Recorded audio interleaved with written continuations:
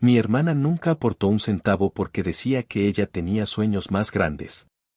Mientras que yo tuve que trabajar 15 años para sostener a mis padres y cubrir las deudas familiares. Cuando al fin murieron, ella esperaba quedarse con todo.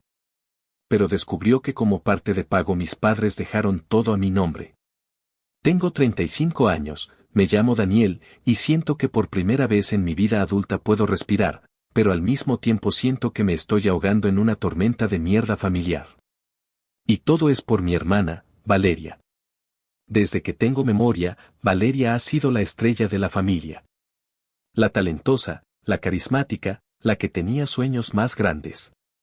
Yo era el otro, el hijo confiable, el práctico, el aburrido. El que se aseguraba de que las luces siguieran encendidas mientras ella alcanzaba las estrellas. Todo se fue al carajo hace unos 15 años.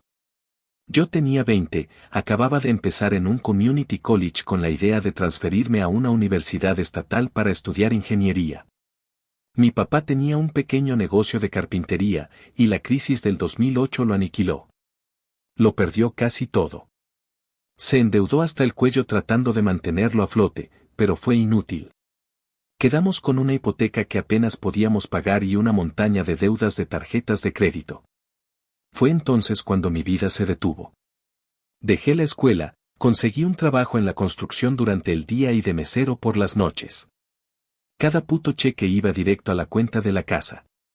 Mi plan de ser ingeniero se convirtió en un chiste que me contaba a mí mismo para no llorar. Mientras tanto, Valeria, que tenía 18 en ese entonces, declaró que el ambiente en casa era tóxico para su creatividad. Dijo que necesitaba irse a Los Ángeles para perseguir su sueño de ser actriz o influencer, o alguna mamada de esas. Mis padres, en su puta ceguera, estuvieron de acuerdo. Creían en su potencial. Así que mientras yo trabajaba 70 horas a la semana para que no nos quitaran la casa, ella se fue a encontrar a sí misma. Obviamente, encontrarse a sí misma no pagaba la renta. Empezaron las llamadas. Primero era para el depósito de un apartamento, luego para clases de actuación, luego para fotos para su portafolio. Y mis padres me pedían a mí que la ayudara. Solo esta vez, Dani, me decía mi mamá, ella está luchando por sus sueños. Y yo, como un pendejo, cedía. Le enviaba dinero que necesitaba para arreglar mi coche o para comprarme unos putos zapatos nuevos. Esta dinámica de mierda duró 15 años. 15 años. Yo nunca me fui de casa. Me convertí en el cuidador de tiempo completo cuando la salud de mis padres empezó a fallar. La diabetes de mi mamá, los problemas de corazón de mi papá después de tanto estrés. Las facturas médicas eran interminables. Vendí el único coche decente que tuve para pagar una de sus cirugías. Nunca tuve una relación seria porque ¿quién querría salir con un tipo que no tiene un puto centavo a su nombre y vive con sus padres enfermos? ¿Y Valeria? Ella aparecía una vez al año para Navidad, contaba historias fascinantes sobre las audiciones y la gente famosa que casi conocía, y se iba. Nunca trajo un regalo, nunca ofreció $1 para el supermercado. Una vez le mencioné que las cosas estaban difíciles, y su respuesta fue, y cito, «Ay, Dani, por eso tú te encargas de esas cosas. Tú eres bueno para el dinero y yo para los sueños. Somos un equipo». Casi le estampo el plato de pavo en la cara. Ahora, lo que nos trae aquí. Cuando mi papá murió, Valeria vino para el funeral y se quedó una semana. Pasó la mayor parte del tiempo en el teléfono, reorganizando su agenda. Cuando mi mamá falleció la semana pasada, fue lo mismo.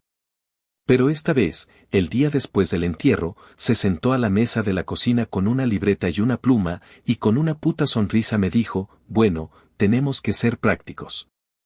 Hice unos cálculos. Si vendemos la casa rápido, con el mercado como está, nos podemos llevar unos $200,000 cada uno después de pagar lo que quede de la hipoteca. Con eso puedo finalmente producir mi propio cortometraje y dar el enganche para un apartamento. La miré y no podía creer la audacia de esa cabrona. Esperé a que terminara su fantasía y saqué una carpeta del cajón. Se la deslicé sobre la mesa. Le expliqué que no había nada que dividir. Le dije que hacía unos 10 años, cuando papá casi pierde la casa por segunda vez y yo tuve que sacar un préstamo personal a mi nombre para salvarla, mis padres fueron a un abogado. Sin decirme nada al principio, pusieron la casa completamente a mi nombre. Fue un tipo de transferencia legal, no recuerdo el término exacto, pero la casa es mía. Igual que la pequeña cuenta de ahorros que apenas logré llenar con unos pocos miles de dólares para emergencias, donde mi nombre estaba como el único beneficiario. La cara de Valeria pasó de la codicia a la confusión y luego a una furia que nunca antes había visto. Empezó a gritarme que eso era imposible, que yo los había manipulado. Me llamó ladrón, rata de alcantarilla, un hijo de puta que se aprovechó de nuestros padres ancianos y enfermos. Me gritó que yo siempre le había tenido envidia, que no soportaba que ella tuviera talento y yo no. Le dije con la mayor calma que pude que no era una herencia, era un reembolso. Era la devolución de 15 años de mi vida, de mis sueldos, de mis propios sueños muertos. Fue el pago por cada puta factura médica, cada recibo de supermercado y cada mensualidad de la hipoteca que ella nunca tocó. Se fue de la casa dando un portazo y ahora está llamando a todos nuestros tíos, primos y amigos de la familia, contándoles una historia de terror donde yo soy el villano que le robó todo a su pobre y desamparada hermana. Mi teléfono no para de sonar con familiares que me llaman monstruo. Honestamente, una parte de mí se siente un poco culpable, pero la mayor parte de mí solo quiere cambiar mi número, vender esta puta casa llena de recuerdos agridulces y empezar mi vida de una puta vez. Actualización 1. Pensé que el portazo de Valeria sería el final del primer acto, pero qué ingenuo fui. Era solo el puto prólogo. 2 días después de que se fue, cuando yo estaba en medio de la sala, rodeado de cajas y tratando de decidir qué hacer con 15 años de recuerdos de mis padres, sonó el timbre. Era ella. Y no venía sola. A su lado estaba mi tía Carmen, la hermana de mi mamá, una mujer que siempre ha pensado que el sol salía y se ponía en el culo de Valeria.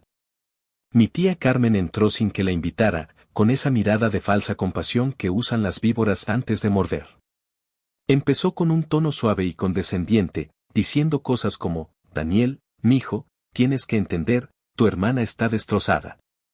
Lo que sea que haya pasado, somos familia y tenemos que arreglarlo. Tus padres no hubieran querido esto. Valeria estaba detrás de ella, llorando sin lágrimas, con el papel de víctima perfectamente ensayado. Me quedé mirándolas, con una caja de fotos viejas en las manos, y por primera vez en mi vida no sentí la necesidad de disculparme o de calmar las aguas. Simplemente le pregunté a mi tía si ella sabía quién había pagado la hipoteca de esa casa durante la última década. Le pregunté si sabía de dónde salió el dinero para la operación de cadera de mi mamá o para las medicinas para el corazón de mi papá. Le pregunté si alguna vez se había preguntado por qué yo, a mis 35 años, seguía usando la misma chaqueta de invierno que tenía a los 25. Se quedó callada, y su silencio fue toda la respuesta que necesité. Fue entonces cuando Valeria perdió los estribos. Dejó de fingir y la verdadera mierda salió a flote. Empezó a gritar que yo era un manipulador, que siempre le había susurrado mentiras a nuestros padres para ponerlos en su contra. Dijo, y juro por mi vida que dijo esto, que sus sacrificios en Los Ángeles eran mucho más grandes que los míos. Que yo no sabía lo que era luchar por un sueño, que mi vida había sido fácil porque yo tenía la seguridad de un trabajo. La puta seguridad de 2 trabajos de mierda que me estaban matando lentamente. El cinismo fue tan brutal que por un segundo me quedé sin aire. Me acusó de robarle su futuro, de quitarle la única oportunidad que tenía para triunfar. El gran final de su berrinche fue cuando me gritó que yo no era nadie sin la responsabilidad de cuidar a nuestros padres, que ahora que ellos no estaban, yo no tenía propósito y por eso me aferraba al dinero. Porque era lo único que me quedaba. Ahí fue cuando exploté. La presa que había contenido 15 años de rabia y resentimiento se rompió en 1000 pedazos. Le grité todo. Cada noche que me quedé despierto preocupado por las deudas mientras ella publicaba fotos de sus putos brunch con aguacate. Cada vez que tuve que decir no a mis amigos para tomar un turno extra para poder mandarle dinero para su clase de improvisación. Le recordé la vez que llamó llorando porque no podía pagar su renta y yo tuve que empeñar el reloj de oro del abuelo, el único recuerdo que me quedaba de él, para mandarle el dinero. Le grité que la casa en la que estábamos parados, las paredes, el techo, todo estaba manchado con mi sudor y mis sacrificios, mientras que ella no había aportado ni una puta astilla. Le dije que si quería hablar de no tener un propósito, que se mirara al espejo. Una mujer de 33 años cuya única habilidad era la de ser una puta sanguijuela. Mi tía Carmen intentó intervenir, diciendo que le estaba faltando el respeto, y le dije que se podía ir a la mierda junto con ella. Les dije a las dos que salieran de mi casa y que si volvían a aparecer sin ser invitadas, llamaría a la policía. Se fueron, pero esta vez el portazo lo di yo. Desde entonces, mi teléfono se ha convertido en una cloaca. El clan familiar del lado de mi tía ha iniciado una campaña de acoso en toda regla. Primos con los que no he hablado en años me mandan mensajes llamándome ladrón y escoria. Aparentemente, la versión de Valeria es que yo forcé a mis padres a firmar papeles en su lecho de muerte. El nivel de mentiras es de película. He bloqueado más de 20 números. Me siento extrañamente tranquilo. Estoy agotado, pero la duda se ha ido. Es mi casa. Es mi dinero. Y más importante, es mi puta vida. Actualización 2. Ha pasado casi un mes que se ha sentido como una década. Después de la confrontación con mi hermana Valeria y mi tía Carmen, el bombardeo telefónico de la familia continuó por unos días más, pero luego se detuvo. El silencio me pareció sospechoso, y no me equivoqué. No estaban rindiéndose, estaban recargando municiones. La semana pasada, mientras revisaba el correo, encontré un sobre grueso y de aspecto caro, de esos que sabes que no traen buenas noticias. Era de un bufete de abogados. Mi estómago se hizo un nudo. La carta era una obra de arte de la intimidación legal.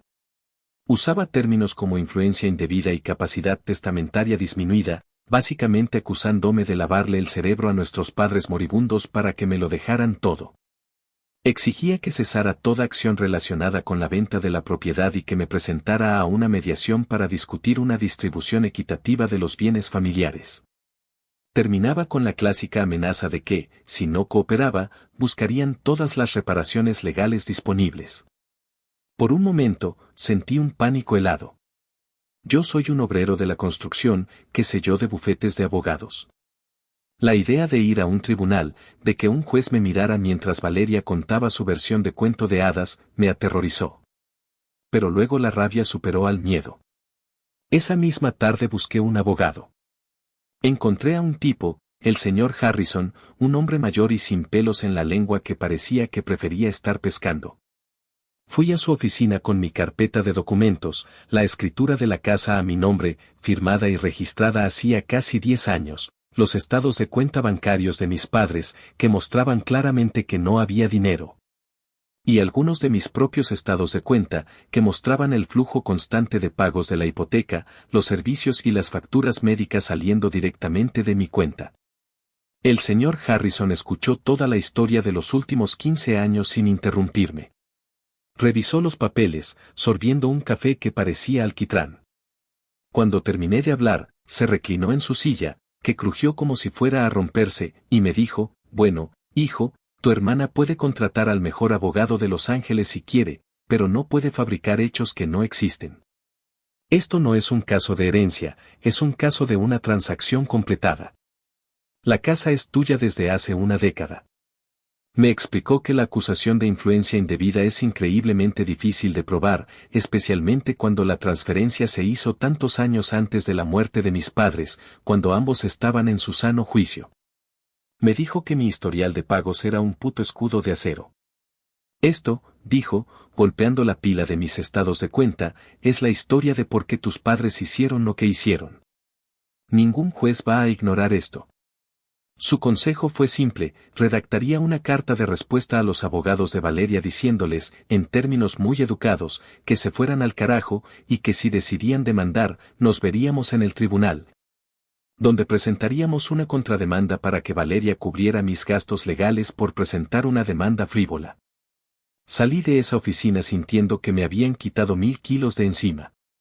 Ese fin de semana, motivado por la conversación con mi abogado, Hice algo que había estado evitando, me sumergí en la pesadilla financiera de los últimos 15 años. Saqué cajas de recibos viejos, estados de cuenta bancarios y declaraciones de impuestos. Con una calculadora y una libreta, empecé a sumar. Cada pago de la hipoteca durante 180 meses. Cada pago de impuestos a la propiedad. Cada factura de seguro.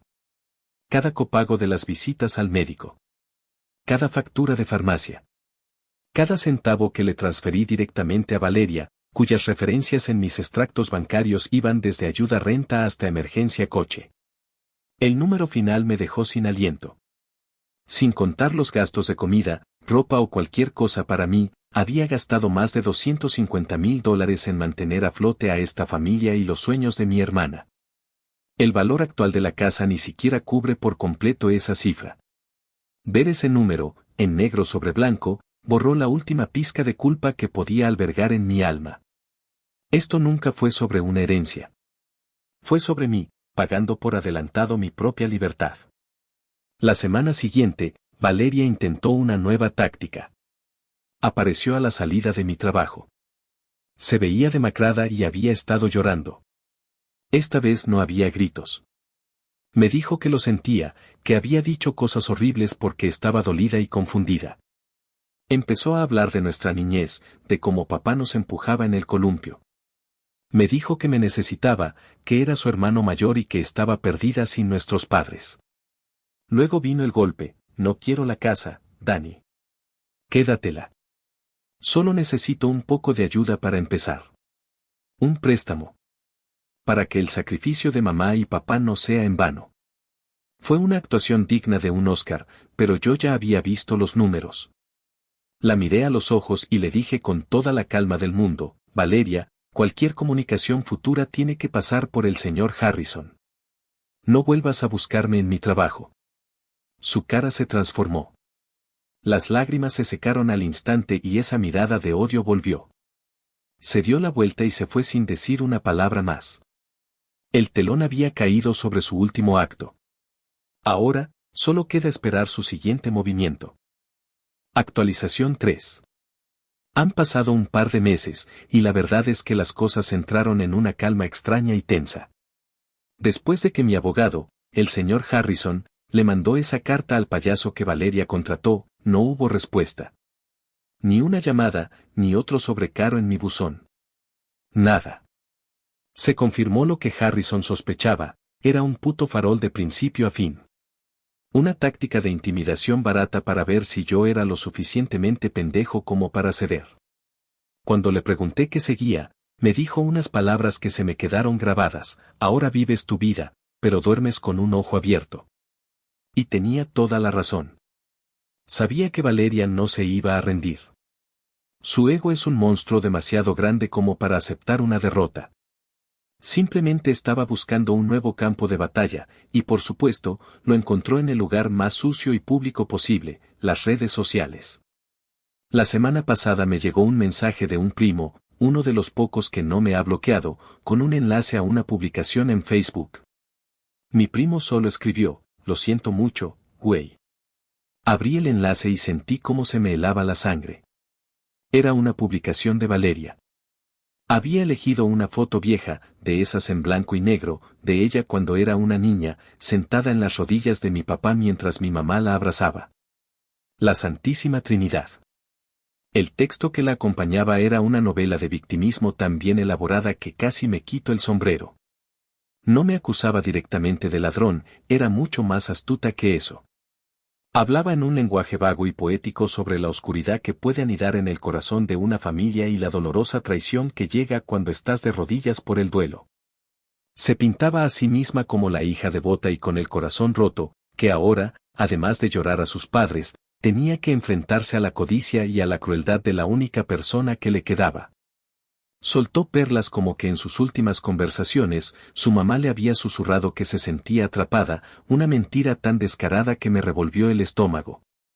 La publicación era una sinfonía de medias verdades y puras invenciones, diseñada para hacerme quedar como un monstruo calculador que aisló a sus padres para robarles. Y por si el circo no fuera suficiente, al final de su llanto digital venía el verdadero objetivo. Había un enlace a una página de GoFundMe. El título era Justicia para el legado de Arturo e Isabel. La foto de la campaña era la misma imagen familiar perfecta. En la descripción, explicaba que, tras una devastadora disputa familiar, se había quedado sin nada y necesitaba ayuda para contratar asesoría legal adecuada y así poder honrar los verdaderos deseos de sus padres. Además, parte del dinero sería para financiar su proyecto de cortometraje, un tributo, según ella, a la creatividad que sus padres siempre le inculcaron. La meta que se había puesto era de $50,000. 50,000 putos dólares. La desvergüenza era de otro nivel. Estaba usando la memoria de mis padres, la memoria que yo había mantenido viva con mi sudor y mi sangre, para estafar a amigos de la familia y a extraños compasivos en Internet. El efecto fue inmediato y devastador. La publicación se compartió docenas de veces. Los comentarios eran un pozo de veneno dirigido a mí. Gente que me vio crecer, vecinos de toda la vida, amigos de mis padres, todos dándole el pésame a la pobre Valeria y condenando al hermano sin alma. Mi tía Carmen, por supuesto, fue la primera en comentar y en donar. Ver los nombres de personas que me habían pellizcado las mejillas de niño, ahora dándole dinero a ella para luchar contra mí, fue un golpe bajo. La humillación fue total. Pero en medio de toda esa mierda, ocurrió algo inesperado. Me llamó mi tío Miguel, el hermano menor de mi papá. Es un tipo rudo, mecánico de toda la vida, que nunca habla mucho. Pensé que me llamaba para regañarme, pero su voz era tranquila. Me dijo, acabo de ver la pendejada que subió tu prima. No creas ni una palabra de esa gente, Daniel. Yo sé quién estuvo ahí cuando Arturo se enfermó. Yo sé quién le pasaba la mano por la frente a mi cuñada. Y sé quién pagaba las cuentas. Tu hermana era puro cuento. Si necesitas algo, lo que sea, me llamas. Colgué el teléfono y por primera vez en semanas, sentí que no estaba completamente solo. Esa llamada fue como un vaso de agua en el puto infierno. Me hizo darme cuenta de algo, esta gente, este pueblo, esta casa, ya no son mi hogar. Están envenenados por sus mentiras. Valeria pensó que con su humillación pública me iba a destruir, pero lo único que hizo fue darme el empujón final que necesitaba. Se acabó. Ya no voy a vivir mi vida reaccionando a sus ataques. Mañana a primera hora voy a llamar a un agente inmobiliario. Voy a vender esta casa, con sus fantasmas y sus recuerdos, y me voy a largar de aquí. Que se quede con su circo y su GoFundMe. Yo me voy a quedar con mi vida. Actualización 4. Ha pasado medio año. 6 meses desde que puse la casa en venta y mi vida dio un giro de 180 grados. Vivo en un pequeño apartamento alquilado a 3 estados de distancia, en una ciudad donde no conozco a nadie y nadie me conoce a mí. Esa sensación es lo más cercano a la paz que he sentido en toda mi vida. Vender la casa fue como arrancarme una costra de una herida que llevaba 15 años infectándose.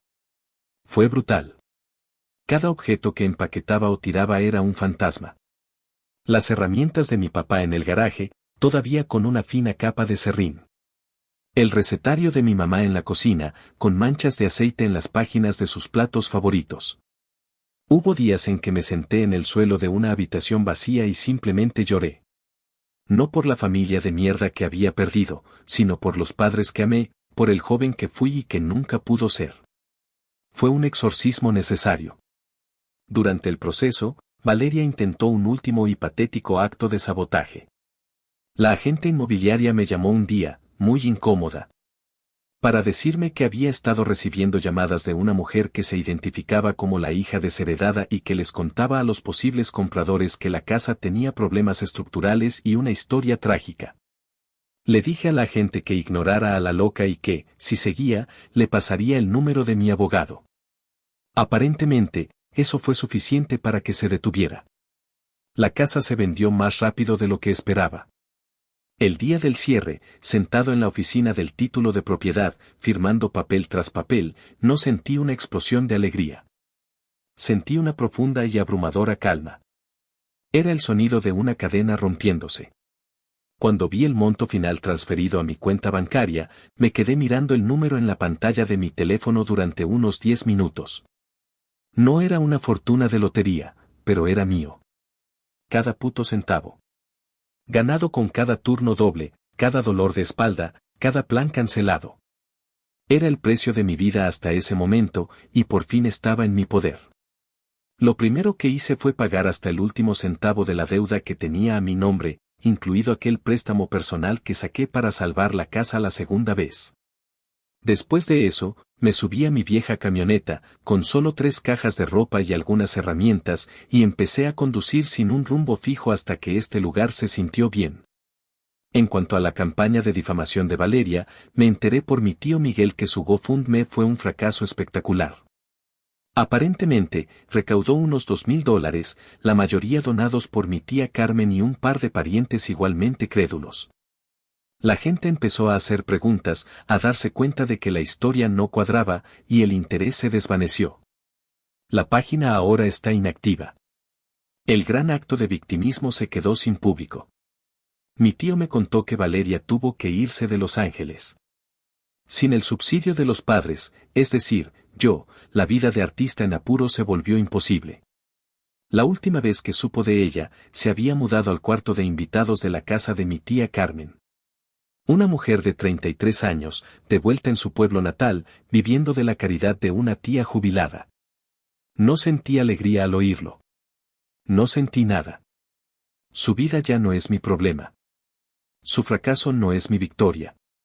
Mi victoria es esto: es un martes por la noche, estoy sentado en mi propio sofá, bebiendo una cerveza barata y viendo un partido de béisbol. La renta está pagada. No hay facturas médicas urgentes en la mesa. El teléfono no suena con alguna nueva crisis. Es una vida pequeña, tranquila y jodidamente aburrida. Y es lo más hermoso que he tenido. La semana pasada, hice algo que no había hecho en 15 años. Entré a la librería local y compré un libro de texto usado de cálculo. Solo para ver si todavía entendía algo. Es un comienzo. Actualización final. Han pasado casi 2 años, vivo en la misma ciudad a la que me mudé, pero ya no en ese apartamento de alquiler. Hace 8 meses, usé una parte importante del dinero de la venta de la casa para dar el enganche de un pequeño dúplex. Es mío. El primer lugar que es verdaderamente mío. Me llevó meses arreglarlo, pero usar las habilidades que aprendí en la construcción para mi propio beneficio, para construir mi propio hogar, fue una de las experiencias más jodidamente terapéuticas de mi vida. Ese libro de cálculo que compré no fue solo un capricho. Me inscribí en el Community College local. Empecé despacio, con una clase de matemáticas y una de física por la noche, mientras trabajaba durante el día en un equipo de remodelación. Fue brutalmente difícil. Tenía casi 20 años más que la mayoría de mis compañeros, y mi cerebro se sentía oxidado. Pero cada problema que resolvía, cada examen que aprobaba, era como reclamar un pedazo de mí mismo que creía muerto. El semestre pasado fui aceptado en el programa de tecnología de la ingeniería civil de la misma escuela. No es la universidad estatal de mis sueños de los 20 años, pero es real, es mío, y en un par de años, tendré una carrera, no solo un trabajo. También fui a terapia. Durante más de 1 año. Hablé de todo, de mis padres, de Valeria, del resentimiento que me había carcomido por dentro. Mi terapeuta me ayudó a entender la dinámica familiar, a ponerle nombre a las cosas. El niño dorado y el chivo expiatorio. Me ayudó a procesar no solo la ira, sino también el duelo por la familia que debería haber tenido. Me dio permiso para dejar de sentirme culpable por sobrevivir. Hace unos 4 meses, recibí el último misil teledirigido desde mi antigua vida. No fue de Valeria, sino de mi tía Carmen. Me encontró en Facebook y me mandó un mensaje larguísimo. Era una obra maestra de la manipulación pasivo-agresiva. Hablaba de cómo la salud se le estaba deteriorando, de lo sola que se sentía, y de cómo Valeria no estaba bien. Me contó que mi hermana había estado deprimida, que no encontraba un trabajo a la altura de su talento y que apenas salía de su cuarto. La culpa, por supuesto, era mía. Según mi tía, al vender la casa familiar, yo le había robado sus raíces y su seguridad. La perorata terminaba con una petición apenas disimulada de dinero. Solo un poco para ayudarla a ponerse de pie otra vez, escribió, es lo mínimo que tus padres hubieran querido. Hace 2 años, ese mensaje me habría destrozado, me habría llenado de ira y de duda. ¿Mi reacción ahora? Lo leí, sentí una breve punzada de lástima, no por ellas, sino por la patética vida que se habían construido, y luego apreté el botón de bloquear y borré el mensaje. No hubo respuesta. No hubo tormento. Solo silencio.